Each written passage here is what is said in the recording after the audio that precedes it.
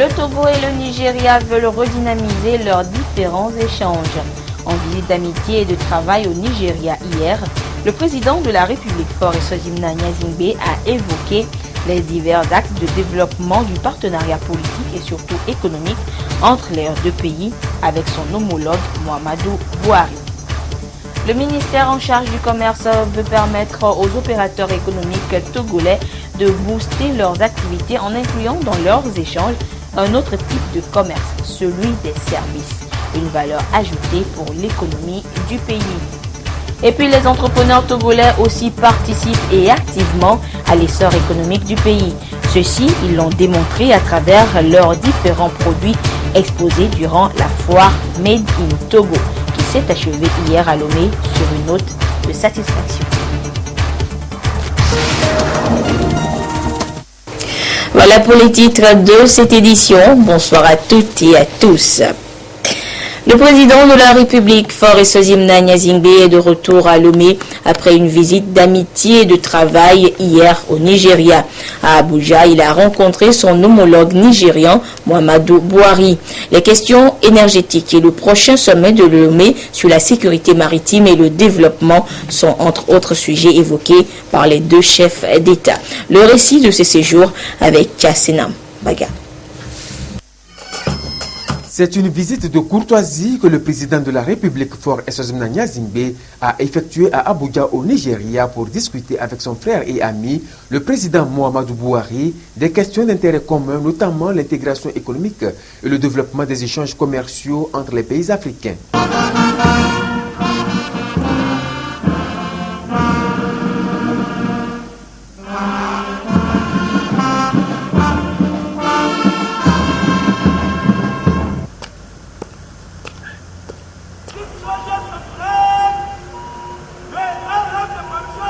Le chef de l'État venait de Lagos, la capitale économique du Nigeria, où il a eu à visiter des projets de grande envergure réalisés par l'homme d'affaires El Hadj Aliko Dangote dans le domaine de la raffinerie, le gaz et les fertilisants. Il s'agit d'un exemple de réussite qui fait la fierté du continent et qui doit inspirer des opérateurs économiques du Togo. Avec l'échéance du sommet de Lomé sur la sécurité maritime et le développement qui approche, le président de la République a saisi cette occasion pour inviter son homologue nigérien à cet important rendez-vous. Je salue mon frère et ami le président Buhari pour m'avoir reçu. Je suis venu ici pour une visite de courtoisie et lui dire que j'étais à Lagos où j'ai eu l'opportunité de visiter les investissements réalisés par El Hadj Aliko Dangote dans le domaine de la raffinerie, le complexe pétrolier, l'usine de fertilisants et le gazoduc qui va non seulement fournir du gaz au Nigeria, mais aussi les autres pays de l'Afrique de l'Ouest, dont le Togo. Je suis très impressionné par ces investissements parce que nous parlons de l'intégration économique et de la promotion des échanges commerciaux entre les pays africains.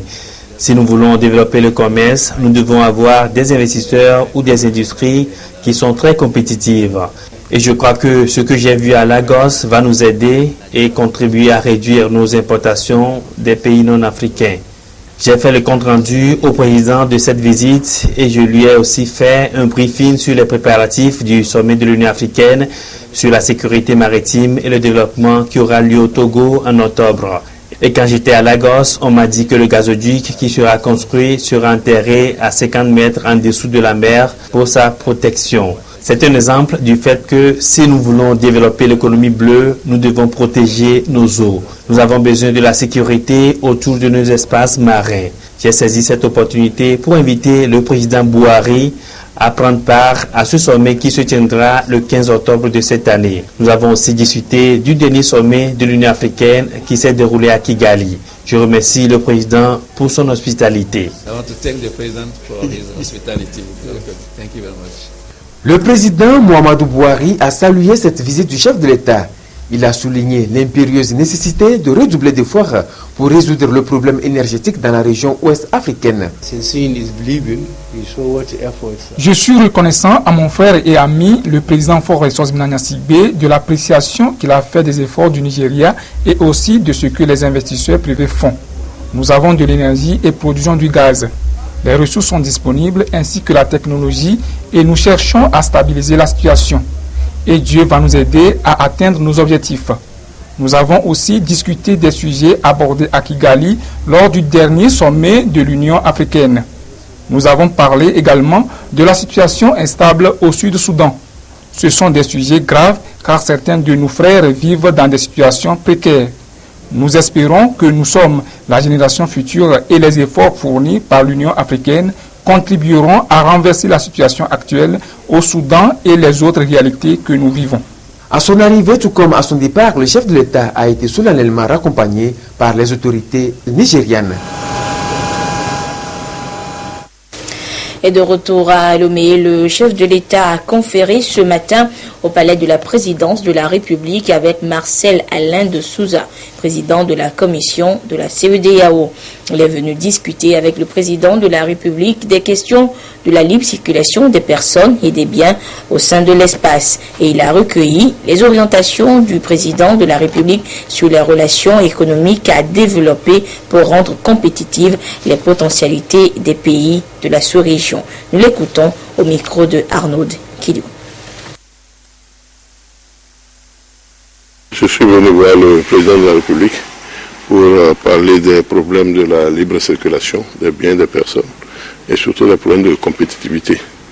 Et vous savez, notre région, c'est-à-dire la CEDEAO, c'est la région où nous avons les valeurs ajoutées les plus élevées. Et à travers le monde, il y a beaucoup de sollicitations. Et donc, je suis venu discuter de stratégie pour que nous puissions accueillir à Lomé les gens qui souhaiteraient éventuellement nouer des relations avec notre communauté économique. Et donc, il m'a donné des instructions et des orientations. Et donc, sur cette base-là, je pourrais organiser la chose. Le commerce des services, le terme vous est sûrement inconnu. C'est juste l'échange ou la commercialisation de prestations de services. Et ce type d'échange est si important qu'il a fait l'objet d'un accord signé par l'Organisation mondiale du commerce.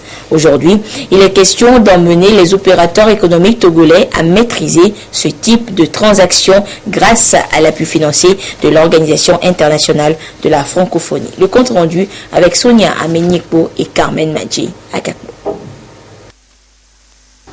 Ces dernières années, le commerce des services s'est révélé être un secteur qui favorise le commerce international et contribue au développement de l'économie. Au Togo, il participe à environ 48,3% du PIB et couvre une gamme variée d'activités. L'hôtellerie, les transports, le tourisme, entre autres. Et pour développer ce commerce, le Togo a ratifié en 1995 l'accord général sur le commerce des services, AGCS de l'OMC, Organisation mondiale du commerce. Cette rencontre va justement permettre aux acteurs impliqués dans le commerce des services de mieux comprendre les dispositions de cet accord. L'accord général sur le commerce des services, appelé AGCS, est un accord multilatéral au niveau de l'OMC qui porte sur les secteurs de services. Nous appelons secteur de services tout ce qui n'est pas marchandise, à savoir les services financiers, les services de transport, d'éducation, de santé, de télécommunications et ce que nous appelons aussi les fournitures aux entreprises. Essentiellement, il s'agit de l'accès au marché. Comment une entreprise étrangère peut accéder au marché togolais? Comment une entreprise étrangère peut travailler sur le marché togolais? Donc l'accès au marché et le traitement national. L'accord général sur le commerce des services va, selon les fonctionnaires de l'OMC, permettre aux administrations de reformer le développement des capacités commerciales des régions d'Afrique, Caraïbes et du Pacifique. Les services constituent l'infrastructure de base de toute économie. Donc, même si un pays n'a pas forcément un avantage comparatif dans l'exportation des services, une bonne infrastructure de télécom, des services de télécommunications performants, de transport, logistique, forme une base qui facilite la compétitivité d'un pays dans tout autre domaine. L'Afrique se trouve à la croisée des chemins pour ce qui est de définir et d'élaborer son programme de transformation.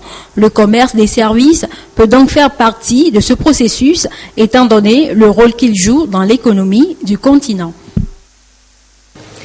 Et parlons toujours de l'économie, cette fois du pays. Le centre des expositions et foires Togo 2000 est fermé depuis hier après 10 jours d'activité à l'occasion de la foire Made in Togo, une toute première édition pour faire découvrir le génie créateur togolais et promouvoir la consommation locale. Eric Dianikbo, Silver Abdou.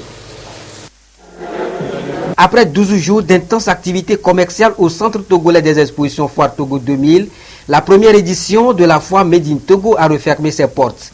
Avec plus de 90 exposants venus de toutes les régions du pays, cette foire reste une plateforme d'échange entre des entrepreneurs togolais et de promotion des produits locaux afin de favoriser et d'encourager leur consommation. Les participants à ce grand rendez-vous d'exposition et de vente et les partenaires qui ont soutenu ce projet ont reçu des distinctions honorifiques. C'est déjà bien pour une toute première édition. Bon, en fait, j'ai exposé au niveau de la peinture. Donc, comme le Togolais a cette habitude à dire que bon, la peinture c'est quelque chose qui est cher, donc bon, ils ne nous ont pas approchés en tant que tel. Et on les a approchés nous autres pour leur faire valoir ce que c'est que la peinture, que ce n'est pas quelque chose qui est aussi cher que ça. Mais j'espère que dans la prochaine édition, la deuxième édition, ce sera encore plus bien. C'est vrai qu'au départ, il n'y avait pas beaucoup d'affluence, mais c'est vers la dernière semaine que le public a commencé par arriver. Et du côté de nos entrepreneurs, c'est quand même un bilan positif. Ils se sont fait connaître, puisque l'objectif c'était ça, se faire connaître, faire découvrir leurs projets, leurs produits. Et je crois que le résultat est à apprécier. Pour une première édition, l'organisateur de cet événement national, le CTF, exprime sa satisfaction pour les résultats obtenus et se projette déjà vers les éditions à venir. Au niveau des exposants, ils étaient 87 au départ et à l'arrivée, c'était 90, ce qui fait à peu près 90% de nos prévisions parce que nous avons projeté avoir 100 stands. Au niveau de la participation de la visite, très timide au départ, mais qui après s'est accéléré et également à ce niveau, nous avons projeté 10 000 visiteurs, mais à la journée d'hier, nous étions à 12 000 visiteurs. Mais la satisfaction, c'est surtout du côté des exposants, parce que c'est pour eux que la foire a été organisée. Donc, ils sont satisfaits d'avoir fait une bonne foire. L'objectif que nous avions poursuivi en leur offrant cette plateforme pour la visibilité a été atteint. Maintenant, il nous reste à continuer cette activité pour que la consommation doit suivre, parce que ce que nous visons à terme, c'est que nous arrivions à consommer véritablement les produits togolais. Le rendez-vous est donc pris pour l'acte 2 de la foire Made in Togo. Il se déroulera du 28 juillet au 7 août de l'an prochain afin de découvrir davantage la créativité et l'innovation des entrepreneurs togolais. La coordination du projet de renforcement de capacité nationale et décentralisée de gestion de l'environnement a entrepris une tournée dans certaines préfectures, dont la COSA. L'objectif est de former les commissions préfectorales du développement durable sur la meilleure manière d'exploiter les plans d'intégration territoriale pour le développement durable. Depuis Kara, la correspondance de Nestor Mozo. Au titre du PRCN-DGE, projet de renforcement des capacités nationales et décentralisées de gestion de l'environnement, des commissions préfectorales de développement durable CPDD ont été mises en place il y a 2 ans. Une formation a été faite aux membres de ces commissions sur des thématiques touchant les conventions de Rio de Janeiro sur l'environnement. La formation, axée sur la prise en compte par les acteurs locaux des obligations du Togo par rapport à ces conventions dans la planification et la gestion de l'environnement au niveau décentralisé, s'inscrivait dans la perspective de la participation active des représentants des communautés à la base au processus d'élaboration des PIT-DD, plans d'intégration territoriale pour le développement durable. Ces plans sont disponibles dans chaque préfecture de mise en œuvre du PRCN-DGE. La COSA en fait partie. Cette session est consacrée à la formation des membres de la commission préfectorale du développement durable sur l'utilisation à bon escient de cet instrument. L'avantage, c'est que lorsque vous voudrez, par exemple, ou un partenaire qui voudrait accompagner la préfecture, ou n'importe quel autre acteur de la préfecture, à mettre en œuvre un projet ou à élaborer même un projet, le diagnostic est déjà fait dans ce document. Les problèmes ont été déjà identifiés. Il y a même des pistes de solutions qui ont été proposées. Il ne suffira qu'à s'appuyer sur ce contenu-là et le montage va être beaucoup plus, en tout cas relativement plus facile. C'est l'avantage premier. L'autre avantage, en dehors de ce caractère de planification, il y a aussi ce caractère d'outils ou d'instruments de mobilisation de ressources. Parce que quand vous avez dans ce document recensé les acteurs qu'il faut, ou ceux qui interviennent dans la préfecture et qui vous inspirent confiance, je crois que vous avez là franchi une bonne étape dans la marche vers la mobilisation des ressources.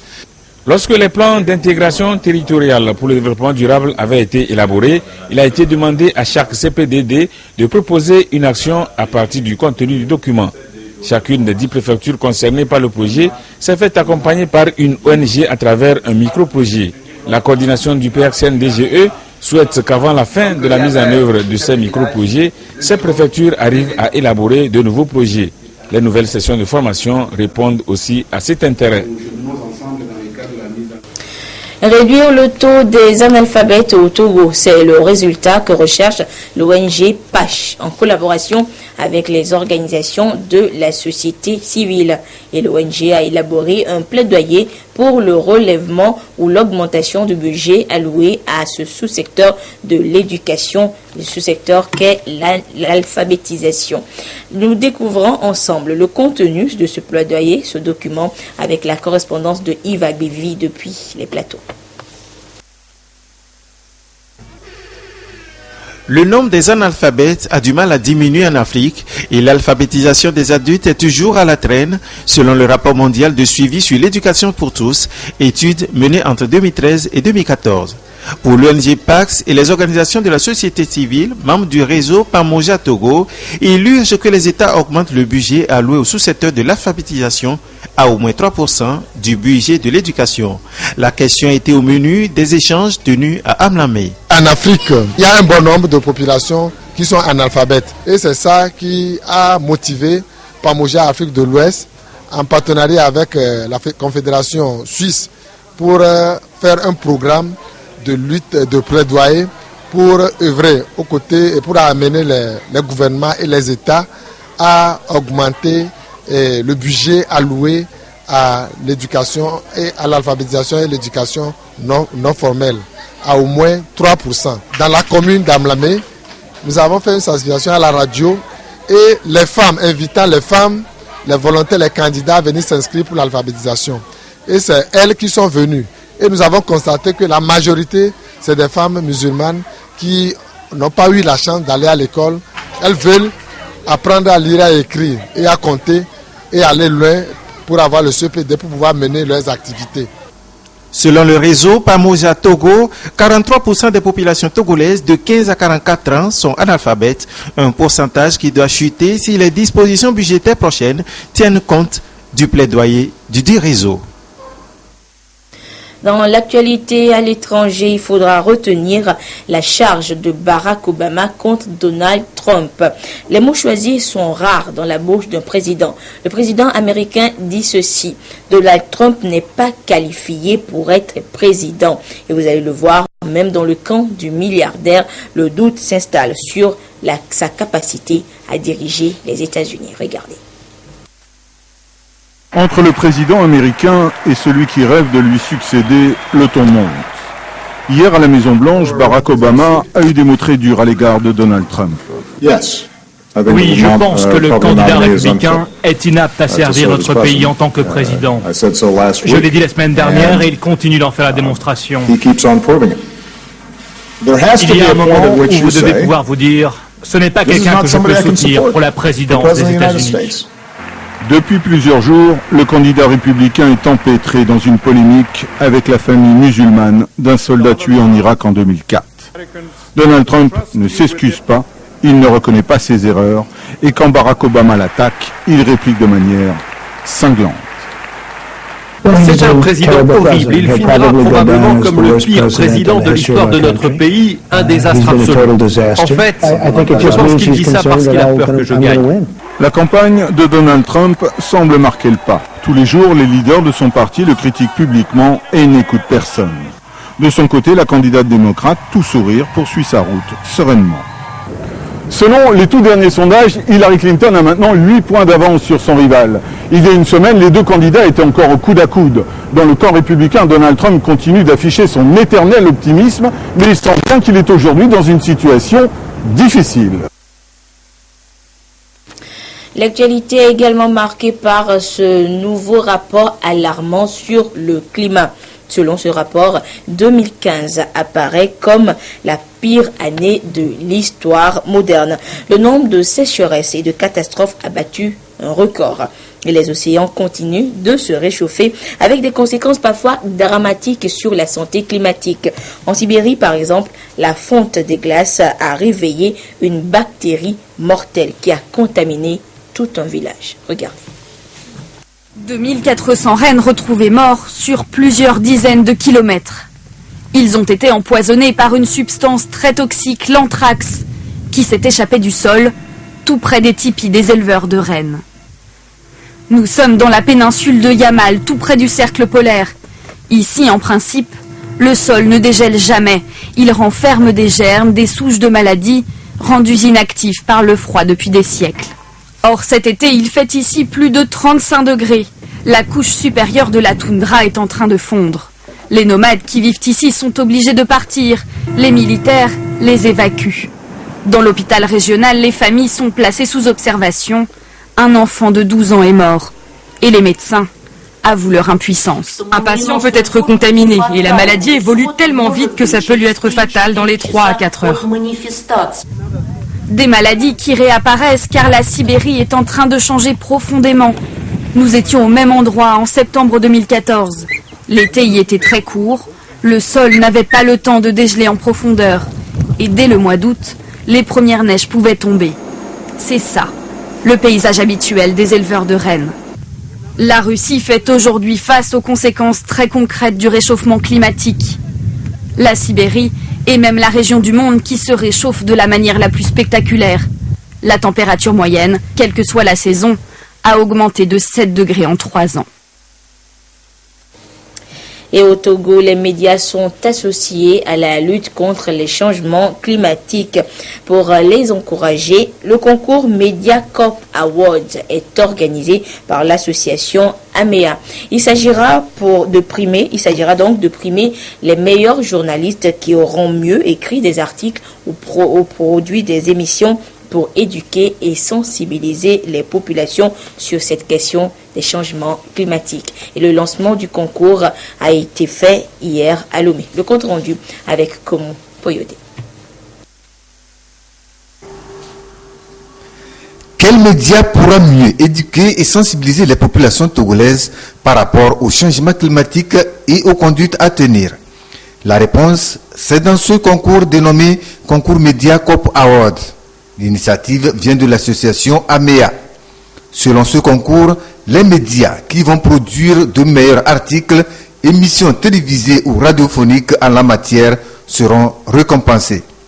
Une démarche qui s'inscrit dans la dynamique de la lutte engagée contre ce fléau.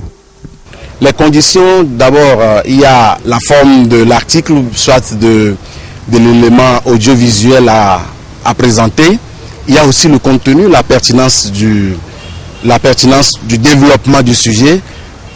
Par exemple, cette année, on a retenu comme sujet quelle synergie pour les accords post-2015. Il s'agit de mettre en exergue, de mettre en synergie les 3 accords importants qui ont été signés en 2015. Il s'agit de l'accord de Sendai sur la réduction des risques de catastrophe, les objectifs de développement durable et l'accord sur le Paris, puisque ces 3 accords ont un lien très important qui est le développement de l'humain. Donc nous voulons que les journalistes puissent écrire des articles, produire des éléments audiovisuels pour démontrer à toute la planète que ces 3 accords sont très importants pour notre avenir d'ici 2030. Plusieurs récompenses sont prévues pour les lauréats à ce concours. Selon les organisateurs, le premier bénéficiera d'une prise en charge totale pour sa participation à la COP 22 en novembre prochain à Marrakech au Maroc. Les candidatures sont officiellement ouvertes à partir de ce jour et ce jusqu'au 1er septembre prochain. Les églises du Togo, en collaboration avec Wycliffe Associates, s'inscrivent dans la dynamique de l'évangélisation à travers la traduction du Nouveau Testament en langue Akebu et Adja Talagbe. Depuis plus d'une semaine, pasteurs et théologiens sont en séance de travail à Lomé en vue de rendre la parole de Dieu plus proche de ces deux peuples. Le compte rendu avec Emmanuel Adjaklo et Patrice Bocca. Pour s'imprégner et bien comprendre la parole biblique afin de se l'approprier, il y a nécessité pour chaque peuple du Togo d'écrire et de lire la Bible dans la langue maternelle. Après l'évé, le kabiel, le minan et autres, les langues Akebu et Adja viennent d'avoir leur version traduite de la Bible.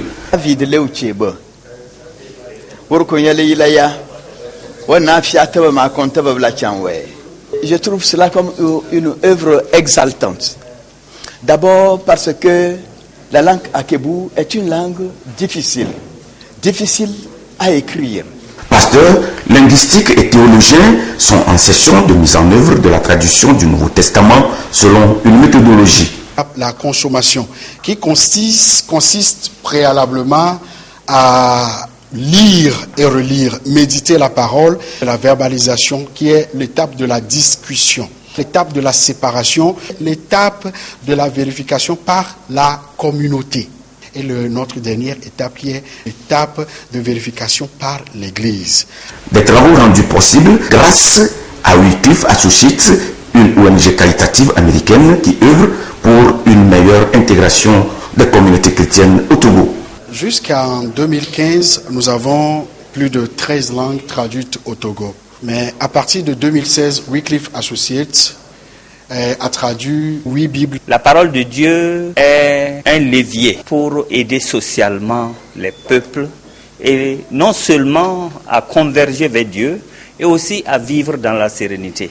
Un instrument pour permettre désormais à ces communautés de base de pouvoir assurer pleinement leur engagement dans la foi chrétienne. Musique à présent avec la compétition Campus en live qui récompense les amoureux de la musique. Et notez que durant la deuxième grande soirée de cette compétition, 8 candidats ont été retenus sur les 12 pour la dernière phase du concours. Le compte rendu avec Dodo Waré et Esther Laclé.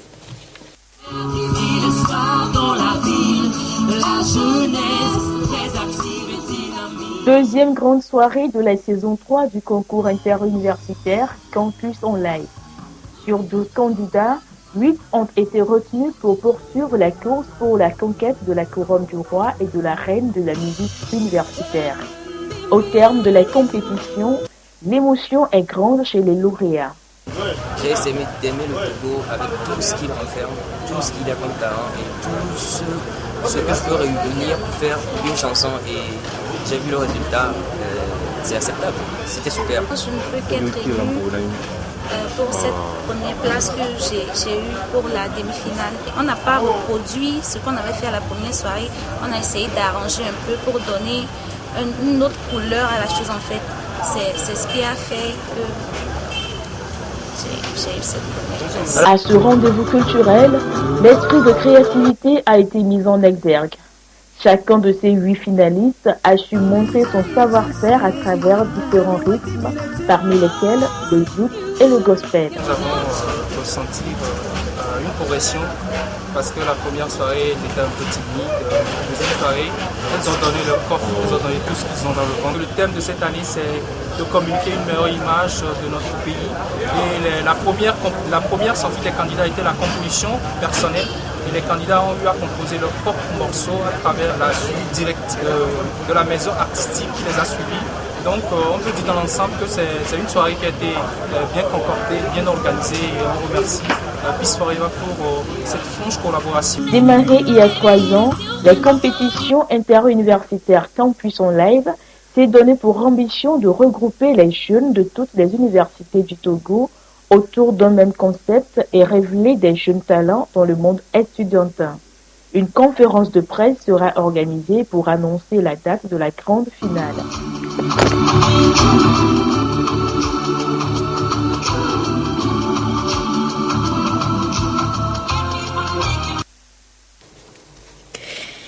Ce communiqué à présent, il est porté à la connaissance du public que les résultats de l'examen du brevet du technicien supérieur BTS seront proclamés demain 4 août 2016 à partir de 16h. Par ailleurs, les candidats peuvent consulter les résultats par SMS en composant le numéro 6162. En exemple, composez BTS, espace numéro de table du candidat lancé au numéro 6162. Pour toute information complémentaire, les services du ministère de l'Enseignement supérieur pourront être contactés directement ou contacter la direction de l'Office du brevet de technicien supérieur au BTS, 6 au 91 avenue Sarakawa au téléphone 22 68 73 ou 22 51 26. Et avant de nous quitter, je vous propose maintenant l'une des toutes premières images symboliques des Jeux Olympiques de Rio au Brésil. Vous voyez là l'arrivée de la flamme olympique qui illuminera dans 2 jours le stade Maracanã. Le parcours de la flamme a été parsemé de manifestations, mais quand même, elle est arrivée à bon port. Rendez-vous donc pour la cérémonie d'ouverture de ces Jeux Olympiques le vendredi. Voilà, ainsi se referme cette édition. Merci à vous qui l'avez suivi un peu partout grâce à la télévision togolaise. Notez qu'à 22h30, vous serez en compagnie de Prudence Zinsou pour la dernière édition du journal. Au revoir.